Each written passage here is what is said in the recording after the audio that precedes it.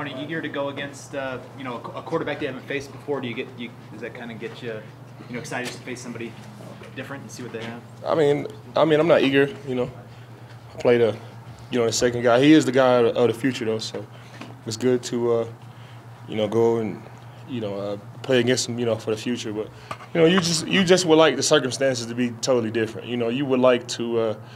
You would like for this game to mean more than what it means, and you would like for all the starters to play. And that's what you would like. I would like a lot of different stuff to happen in 2017. It didn't really go as planned, and you just got to keep it moving. 2017 is in the books, and another tough offseason coming up, and OTAs, and I'll be back for year 8, and hopefully we'll have drastically different results. What thing will you take most from 2017 to make 2018 different for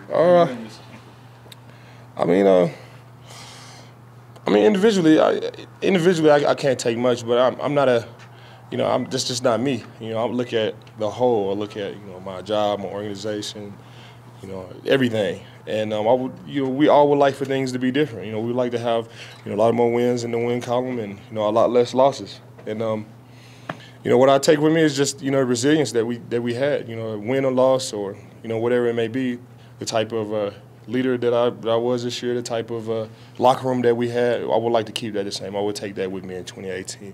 Everything else they can have that. They can have that. The rest of it you can they can have that. Do you think you'll have a bigger presence in the locker room every year going forward? Yeah, I think naturally that's what happens and what occurs. The old bulls, they move out, and the young guys, pick up a bigger role. And I've seen it happen, before with Wesley Woodyard and David Bruton and all these guys, and now it's my turn. Are you an old bull yet? No, I'm not. I probably still got like 12, 15. 12, 15. I hate to say that old word like that. I'm feeling good. I'm ready to go. Is that a difficult transition? What? For you to go from being one of the young guys and then to being no, because when I first came in as a rookie, I felt like I had that type of personality. I probably wasn't the leader that I am today, or the leader or any of that stuff, but I always had a big personality in the locker room. So I've always felt like I had a huge role in the way this team flows and the energy of the team since day one. So I just developed on that, built on that, and here we are today. Can you tell guys uncomfortable stuff? With me? Yeah. I love telling people uncomfortable stuff. I love keeping it brutally honest. I think that's one of my best characteristics. I love keeping it brutally honest with, not only, my teammates, but my family. I just like keeping it real. I just, maybe it's just I feel a little sick feeling that I get from that. Telling people the truth. People tell me the truth. I like to tell other people the truth. I see it as the truth. My profession is all about the truth. What you put out on the football field is what it is. You can't sugarcoat that. And that's what I like to do. And I feel like over time, if the rookies develop that same mindset, then we'll be a hell of a team to beat in the future. In late December, you've had the feeling where all things are possible for this team through January. No, it's over. It's over now. We got one more game. It's over. Yeah. What's the difference? We can't make the playoffs. What's the difference in the room and inside your head or whatever? Right now? Yeah, right now. Between this year when you got one more game and it's done, and I still got an opportunity. I got 10 sacks right now. I got an opportunity to build on that. Our defense is playing, lights out. I've been playing lights out all year long, and we still have an opportunity to build on that and still finish high defensively, despite all the other adversities and challenges that we've been through this year. So that's what keeps me going. When I pull up to the gate, my key card still works. I come in the locker room, the guys still respect me. Coaches, still love me. I still love to play football, and that's where we keep it. Broncos are going to honor Ryan Clady on Sunday. What do you remember about him and his career? He's just a dominant right tackle. I don't think he got enough credit for left tackle. My bad. I go against right tackle. He's just a dominant tackle in general, left or right. And I just remember him locking up some of the best. From DeMarcus when he's with the Cowboys, Dwight Freeney. Just everybody. I don't think he got enough credit for that. If he played in the era that we play in now, where every single play is on Pro Football Focus and all of this other stuff, he would have more recognition. But he was a truly dominant player. Very soft-spoken. And usually when you got guys like that that's so dominant, they let their play speak for him. He was a hell of a leader.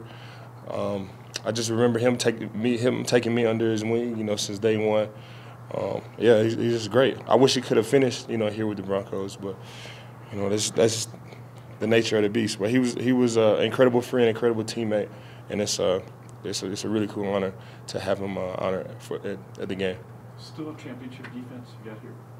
I mean, we didn't win this year, so you can't really, call it a championship defense. We'll still be living in the past, if I say, we're still a championship defense. We still have a really good defense that can win championships. Yes, we do have that. We just gotta build on that, and I think we will. If you just look at the leadership that we have here, two times not going to the playoffs is just not going ride. It's gonna be some drastic changes this offseason, and I'm up for it. I want to get back in the mode to being competitive and winning.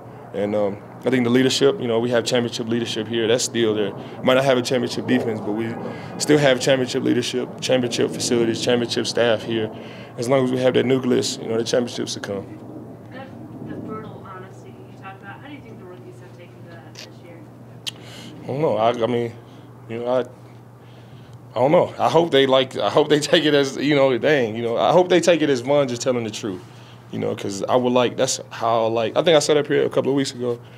They asked me a question. I want people to tell me the truth about what they see and what's really going on. And I hope they will appreciate that I'm telling the truth and not just babying them along. VJ gave us a speech about taking young guys under the wing, and that's what I've always done. I always gravitate to the young guys. I tell them the truth, whether it's great or whether it's bad, and I hope they just appreciate it. And over time, if we continue to have that relationship and that dialogue with each other, we'll build on that, and our team will be phenomenal if we could just keep it real. If John asked you to come upstairs and he said, "Tell me the truth, what do you think?"